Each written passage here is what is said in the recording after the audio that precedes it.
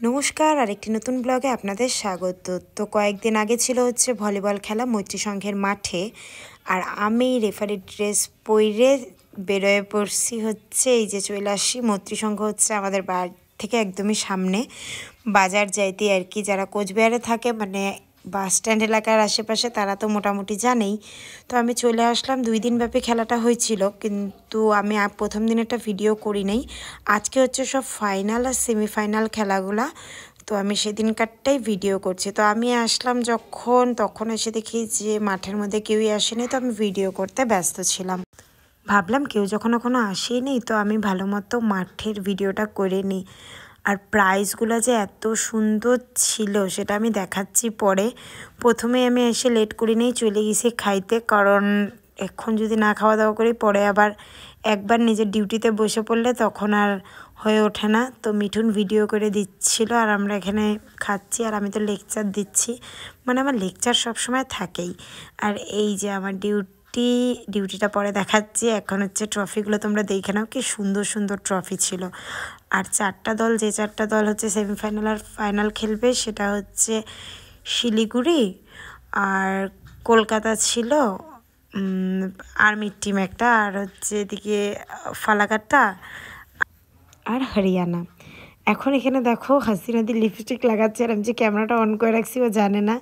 আমি আর মিঠুন যাইতেছিলাম আর কি camera on করে। তারপর বক্সে গান বাজতেছিল, আর গান শোনা মানেই তো আমার কন্ট্রোল হয় না, ডান্স শুরু করে দিই। আর এই যে টিম চলে আসে। এখন হচ্ছে প্রথম সেমিফাইনাল খেলা, যেখানে হরিয়ানা আর শিলিগুড়ির মধ্যে প্রথম সেমিফাইনাল খেলাটা হয়েছে। এই সাইডটা আসছিল হচ্ছে কলকাতা থেকে, এই যে এনারা দুইজন রেফারি আর কি, ন্যাশনাল রেফারি। তো এখন টস করতেছে, আর আমি তো ছিলাম স্কোরিং করতেছিলাম। উফ, যে চাপ গেছে আমি জানতেছি, থাকার বললাম না, কারণ অ্যানাউন্সমেন্ট করাটা লেখাচ্ছে একটু কম চাপের, কিন্তু লেখাটা বিশাল চাপের। হ্যাঁ, যাই হোক, চাপ তো একটু লাইফে নিতে হবে। আমি সেভাবে ভিডিও করতে পাইনি, আমি ফোনটা দিয়ে দিয়েছিলাম একটা দিদিকে, ওই ভিডিও করছে। আর শহরে একটা জিনিস খারাপ লাগে, লোক হয় কিন্তু মোটামুটি শহরের লোকের মনে হয় একটু খেলাধুলার প্রতি মানে জোশটা কম নাকি বুঝি না। আমারও শহরেই বাড়ি, আমার নিজের দিক থেকেও যখন ভাবি ওটা মনে হয় আমি হয়তো খেলার সাথে যুক্ত বলে আমার জোশটা আসে। যদি যুক্ত না থাকতাম তাহলে জোশ থাকতো না, কারণ আমার বাড়ির লোকগুলোও যেহেতু সেম, কেউই আসে না, অত ভিড় হয় না। এত মানে বড় বড় টিমের খেলা, সেখানে ভিড় না হলে একটা কেমন লাগে। তাও মোটামুটি এবার দেখলাম যে মোটামুটি লোক হয়েছিল। পরের বছর আবার 25 বছর হবে, আর এই খেলাতে আবার প্রাইজ মানিও ছিল। যে ফার্স্ট হবে আর কি তার 25,000, আর সেকেন্ডের হচ্ছে 20,000। টিফিন দিচ্ছিল আমাদেরকে ডিম আর পুরি, আমি খাইনি গা। তারপর এখন হচ্ছে ফাইনাল খেলা স্টার্ট হবে, তার আগে আতশবাজি হয়, আতশবাজির পরে তারপরে খেলা হবে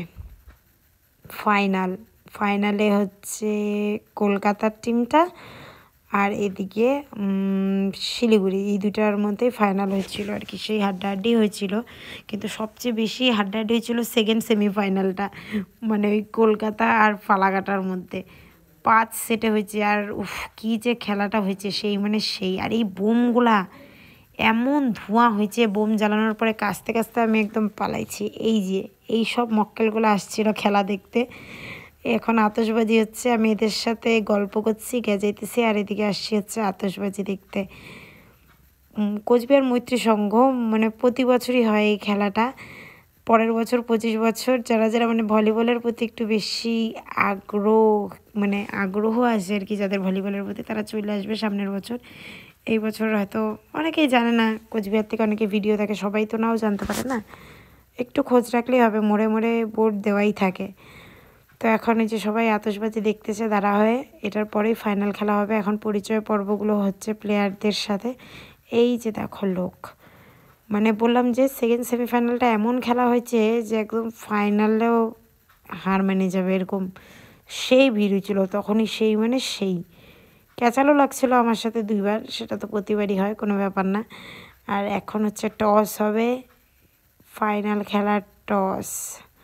এটা ফাইনাল না সেমিফাইনাল আমার ঠিক মনে নেই, যাই হোক 2টার মধ্যে একটা হবে।